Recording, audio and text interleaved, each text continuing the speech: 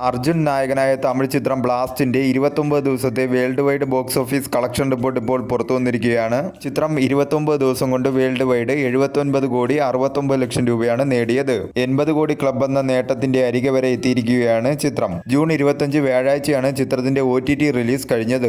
29 ദിവസത്തെ ചിത്രത്തിന്റെ collection report എടുക്കുകയാണെങ്കിൽ തമിഴ്നാട്ടിൽ നിന്നും 33 കോടി 91 ലക്ഷം രൂപയും കേരളത്തിൽ നിന്നും 16 കോടി 14 ലക്ഷം രൂപയും തെലുങ്കു സ്റ്റേറ്റിൽ നിന്നും 9 കോടി 71 ലക്ഷം രൂപയും കർണാടകത്തിൽ നിന്നും 5 കോടി 30 ലക്ഷം രൂപയും റെസ്റ്റ് ഓഫ് ഇന്ത്യയിൽ നിന്നും 21 ലക്ഷം രൂപയും ഓവർസീസിൽ നിന്നും 14 കോടി 42 ലക്ഷം രൂപയുമാണ് ചിത്രം 29 ദിവസം കൊണ്ട് വേൾഡ് വൈഡ് നേടിയത്. 18 കോടി ബഡ്ജറ്റിൽ ഒരുക്കിയ ചിത്രം 2026 ഇതുവരെ റിലീസ് ചെയ്ത തമിഴ് ചിത്രങ്ങളിൽ വേൾഡ് വൈഡ് ഏറ്റവും കൂടുതൽ കളക്ഷൻ കിട്ടിയ 4ാമത്തെ ചിത്രം എന്ന റെക്കോർഡാണ് സ്വന്തമാക്കിയിരിക്കുന്നത്. 398% തിയേറ്റർ റിക്കവറിയും 198% ബഡ്ജറ്റ് റിക്കവറിയും ചിത്രം നേടിക്കഴിഞ്ഞിരിക്കുകയാണ്. വേൾഡ് വൈഡ് ചിത്രം 31 ലക്ഷം കൂടി നേടിക്കഴിഞ്ഞാൽ 80 കോടി ക്ലബ് എന്ന നേട്ടത്തിലേക്ക് എത്തുന്നതായിരിക്കും.